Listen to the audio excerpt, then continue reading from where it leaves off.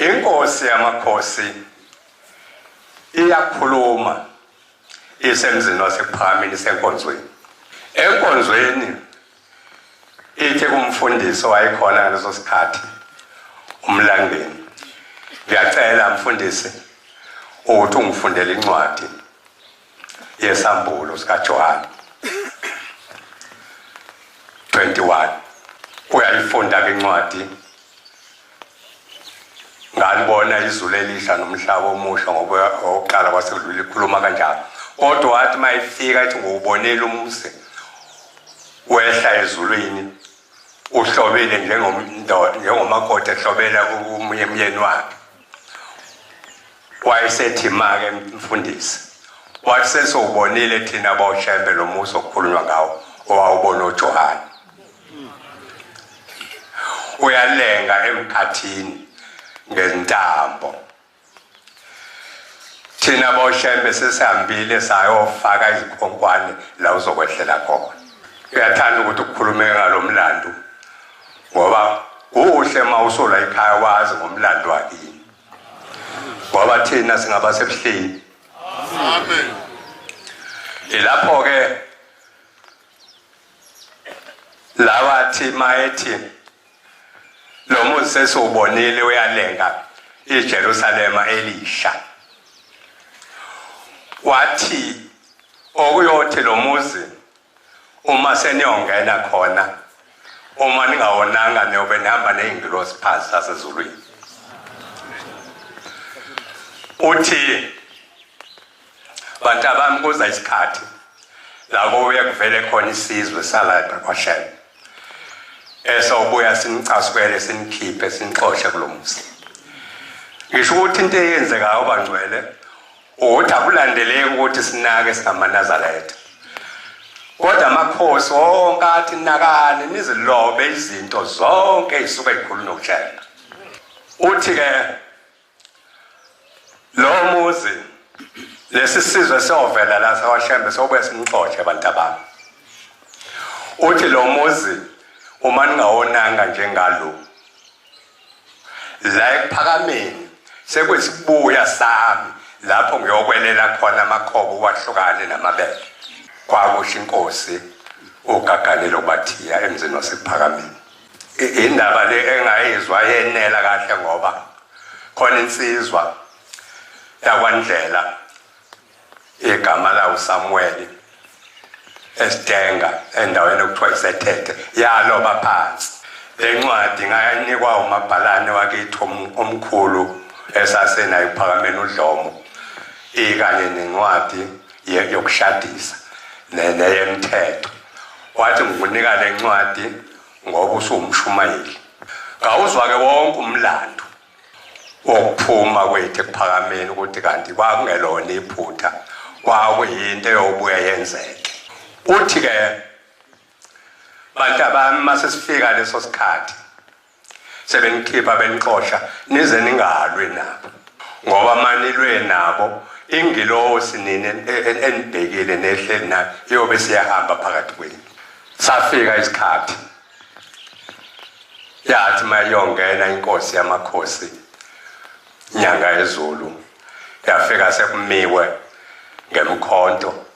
sekumiwe ngeyizenze yonke inhlobo yokuhloma kwasemhlabeni. Kwathiwa sukufunda awunakungena. Kwakukhona ukuthi insizwa, ngoba phela khona insizwa noma ngasezona insizwa phela zasemhlabeni kodwa zasezulwini, babebona ukuthi bangase behle bakwazi ukuyilungisa lento. Kodwa munye kuphela owaba nokuthi nithi mina ngeke ngingene, bathi asikufuni hamba. Wayesethi kumshayeli, ishaya imoto sengiya eMbeka enkosini yaseMaqadini. Uthi ke bantu abami nize ningalwe nabo, niyophuma nihlale ematendeni, niyobe seniholwa inkosi yesithathu. Aba uNkulunkulu. Amen. Inkosi yesithathu inyanga yezulu. Amen. Uthi bantu abami inkosi yoba nomusa yonenzela izinto ezinhle. Awusayibona inkosi yomusa yasenzela izinto ezinhle. Wonke amathempeli omhlaba manje umuntu usethi kwenziwe ithempeli atshale ihlahla. Zatshalwa yona inyanga yezulu njengoba nibona kunje ebuhleni. Nakithi empumelweni yahamba yayidota yayothenga imkhuhlu yayitshala. Wathi wanenzela izinto ezinhle inkosi yesithathu inyanga yezulu. Kanjalo bantwana benkosi uthi ke nize nophathe kahle lo muzi niyothi maningawonanga njengalo esikuwona ekuphakameni. La ekuphakameni sekwesibuya sami la ngiyokwelela khona amabele. iJerusalema elisha ebuhleni abonkulunkulu. Bantwana bathi basezulwini ngenye imini uSamuel Ndlela benomngoma mfundisi umngoma ukhuleka kakhulu ke sizalwe ekhuluma nababa mkhulu uthi abasukela behlezi kungeyona inkonzo kodwa wayeyinkonzo la hlezi khona baba mkhulu sonke isikhathi. Uthi ngoma nawe Ndlela Samuel ngibona inkokheli yeza la ekhaya kuloku Nazareta kuza basezulwini bazoshonga izehluleke abahlule imithetho le uNkulunkulu abengithumela ukuba ngibayitshele yona. Kodwa ngazi ngoma ukuthi bazoyenza lokhu uhlobo lenkokhelo kodwa yona izofika ngoma iyeza. Lindani ngoma iyeza lenkokhelo kodwa ayimbi kakhulu kodwa khishwa abahlule imithetho kuphela. Uye ngoma nawe mfana kaNdlela ukhomba uSamuel wala ithethe uthi abasezulwini sebekhombisa inkokhelo ezayo leli bandla mase lilikhulu selandile segcwele umhlaba kuzinkokhelo enkulu. Ngoma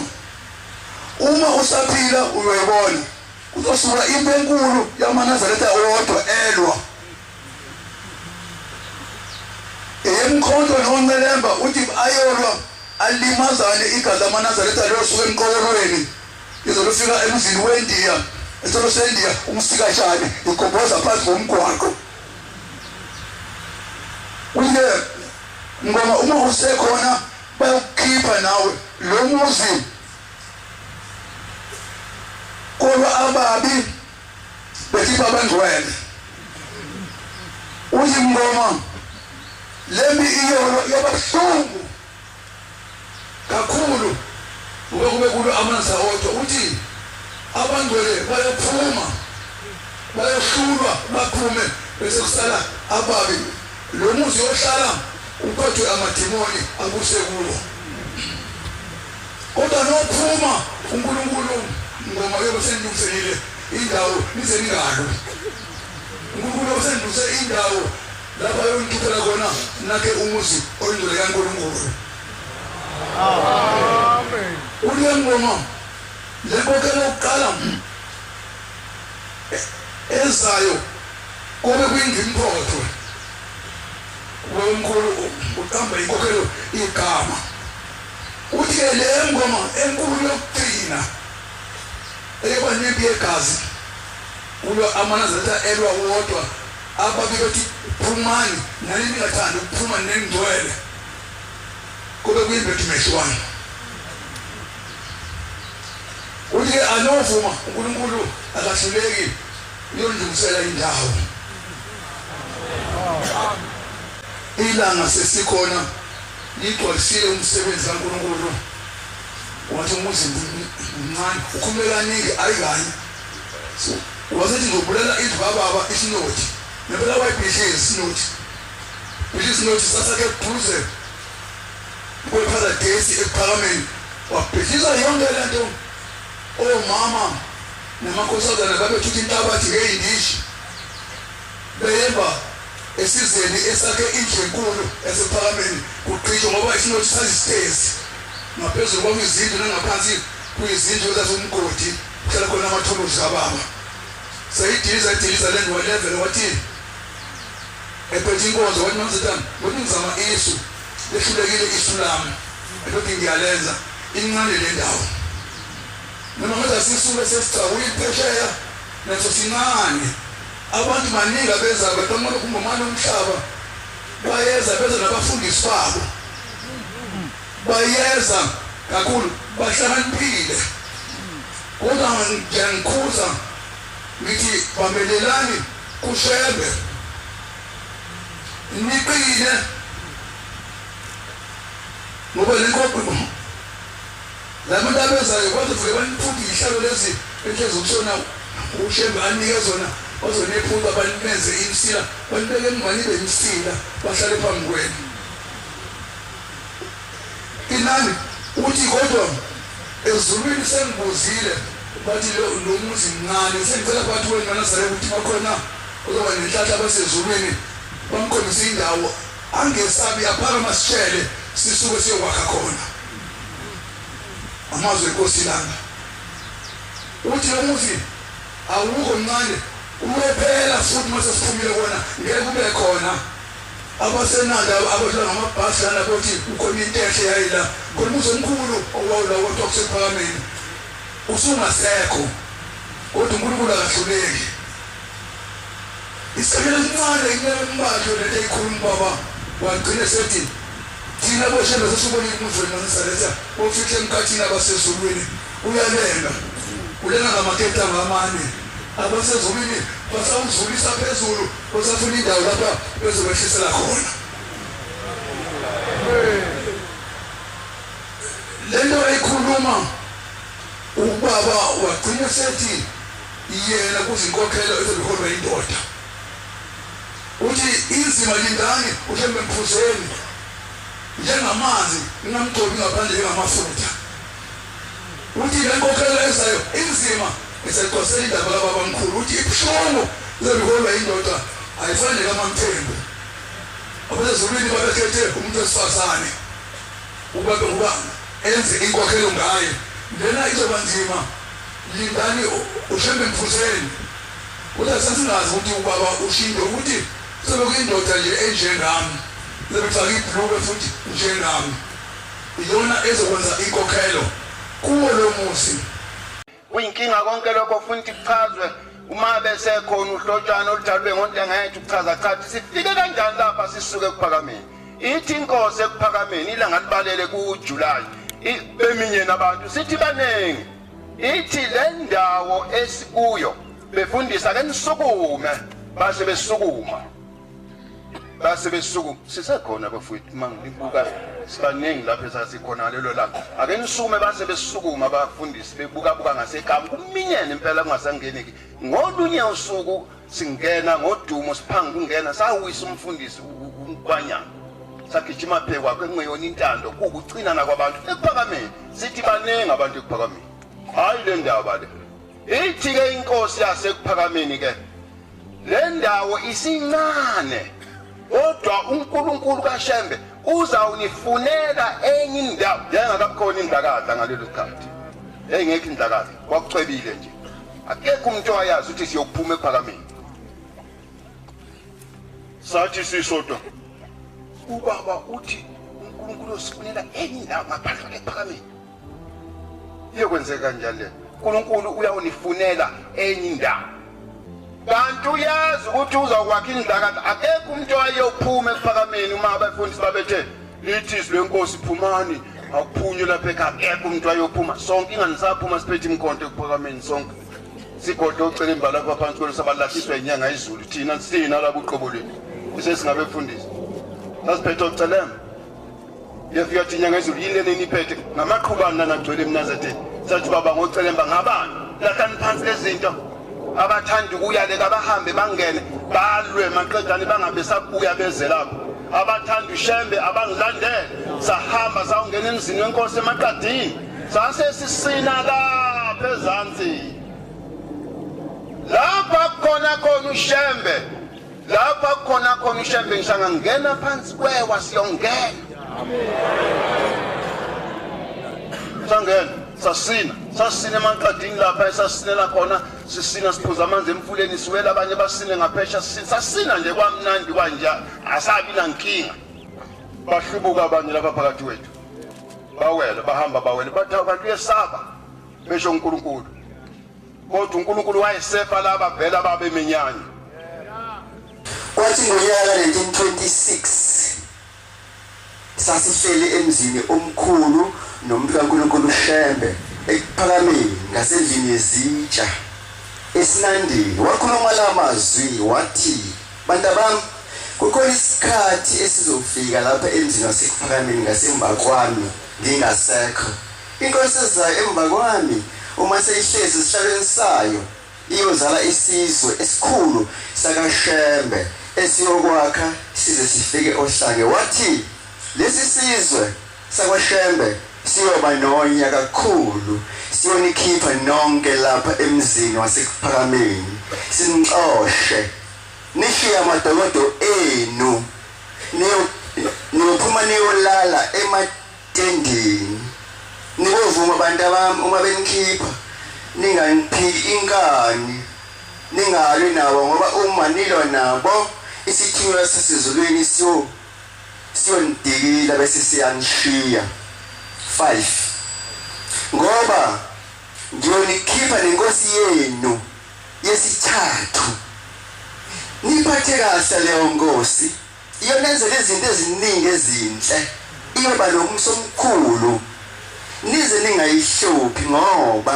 iyoba ngummeli wenu ngisho emacaleni onke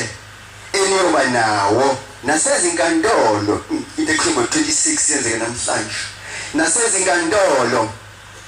iyonisiza kodwa iyohlupheka kakhulu yona njengami njengoba ngahluphekela lobuNazareth inkosi ezemva kwami ayekuhlupheka kakhulu yona ngoba izinto eziningi iyofika sezenziwe kodwa engakuthandi iyokususa idilize ekuthandayo ikuyeke nize nihloniphe kakhulu ngoba izinto eziningi engizenzileyo engazithandi iyosichitha zonke ningethukeke uma nibona yenza lokho ngoba yona iyobe inkosi yasekuphakameni asilaleleke lo muzi wasekuphakameni bantu abami la kuthiwa uyisibuya kodwa isibuya abaningi abazi ngokuthi uyingqolobane khona sizosonke uyingqolobane yami la ngivunela khona amabele ami inkosi yesithathu iyofika izokwela la mabele ihlukanisa amakhoba kanye namabele iyofika lesihlungu isihlungu isefo ke ngoba abamanje abasazi isihlungu isefo iyofika ihlunge amabele kodwa yakwenza iyophuma namabele ihambe nawo iye kuleyo muzi oyiJerusalema elisha loyo muzi awukeshi lapha emhlabeni uyalenga emkhathini ngezintambo zawo esazishayela sinobaba niyosibona mhla nafika kulo muzi ngempela silibonile itshe inyanga ezulu yafika khona unyawo lawo lalingana 6 kwathi ngonyaka ka1927 ngenyaka kaJulayi insuku eziwu14 sasikhona futhi ekuphakameni kwakusuku okuzomukela ngalo isidlo ngalelo langa izwi lamemeza ngo3 ntambama libiza wonke umuntu ozoza esidlweni senkosi base befikile abantu bonke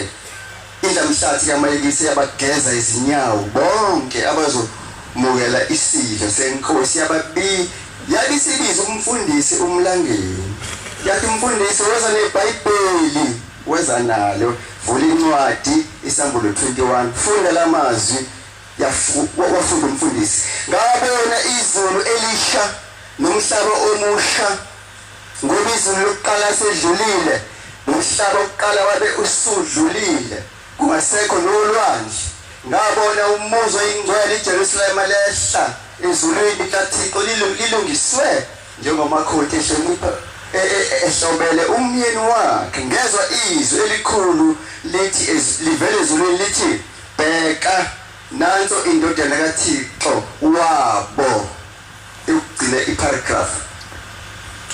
wathi uma inkosi seyifikileke kuloyo muzi iyoqoqa konke wonke abanje baqoqa iyongena nawo kuloyo muzi engikhuluma ngawo namhlanje engithi uyingcwele amabele esekhethiwe wodwa namakhoba asala enqolubaneni yawo uma sekunjalo akusekho okuyomhlupha abantu abami niqaphele kodwa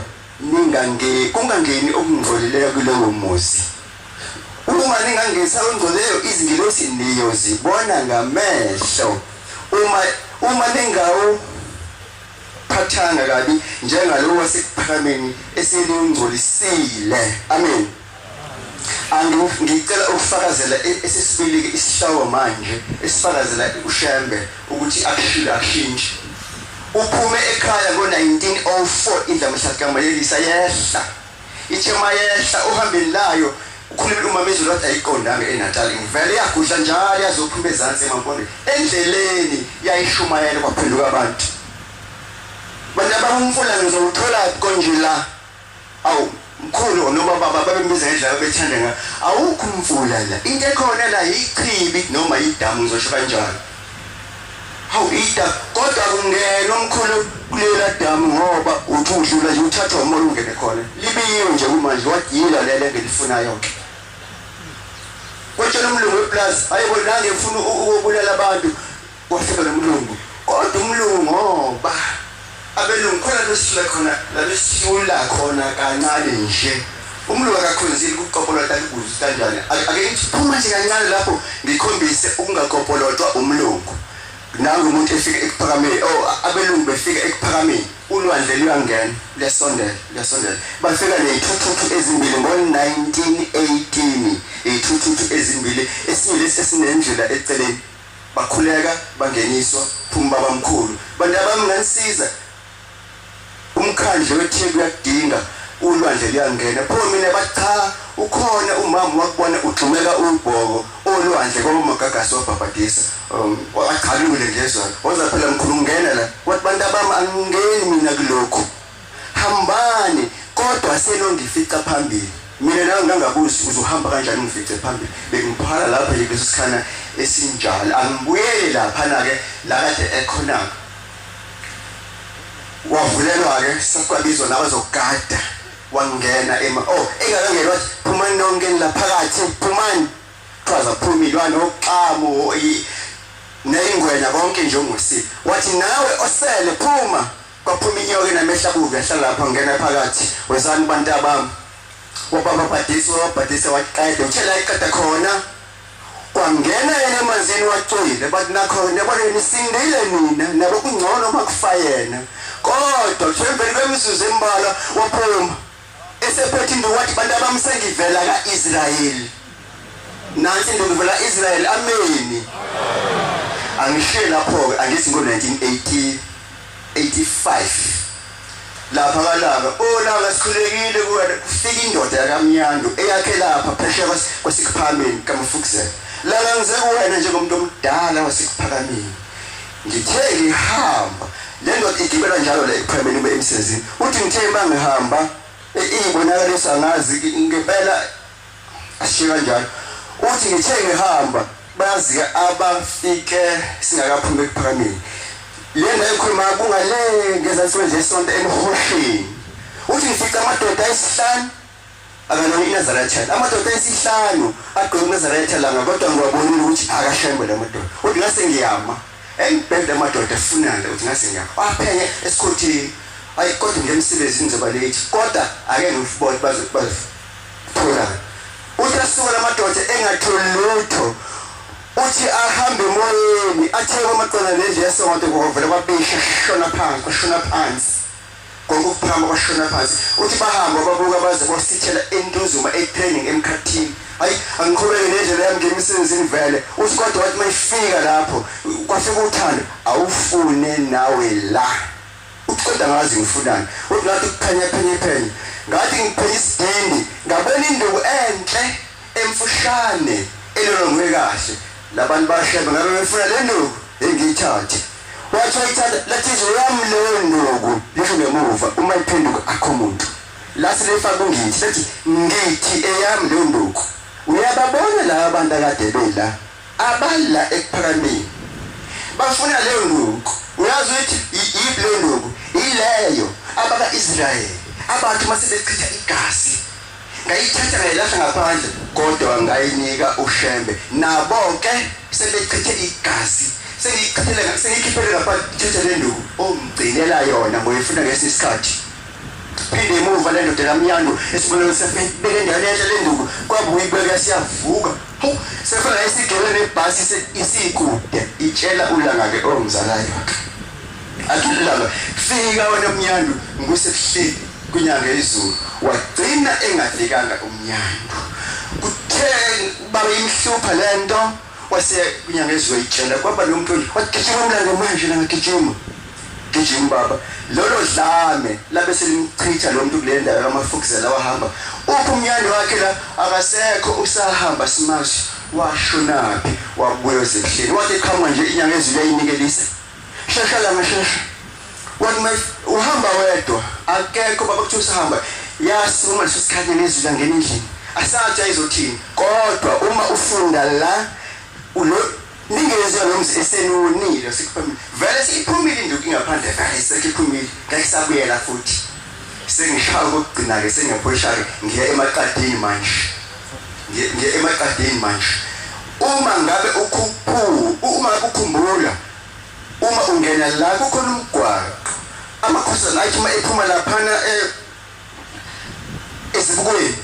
eze athi uma edlula esibayeni abesengena umgwaqo okuthiwa uMaqadini iwo wonke uMaqadini umgwaqo onegama ekuphakameni futhi ubheke khona eMaqadini la uphela khona uma uphuma emgwaqweni wetiyela kwakukhona indlu yenyanga yezulu yalakhona inyanga yezulu lapho namhlanje isikhathi sesithathu uthi baba mkhulu isona esiphuma siyonomuzi siphuma ngawe uma uzele izingane zifana nawe ngiyabonga kakhulu enkosini yamaqadi ngoba ikwazile ukumela wonke umsebenzi kababa iqadi ngidlala ibhabhadiso ngangikhona wathi ubaba ilanga ngiyabonga sengiyithole inkosana yobuNazaretha ameni sengibuyela ngezansi isikhathi sihambile inkosi isemekuzwini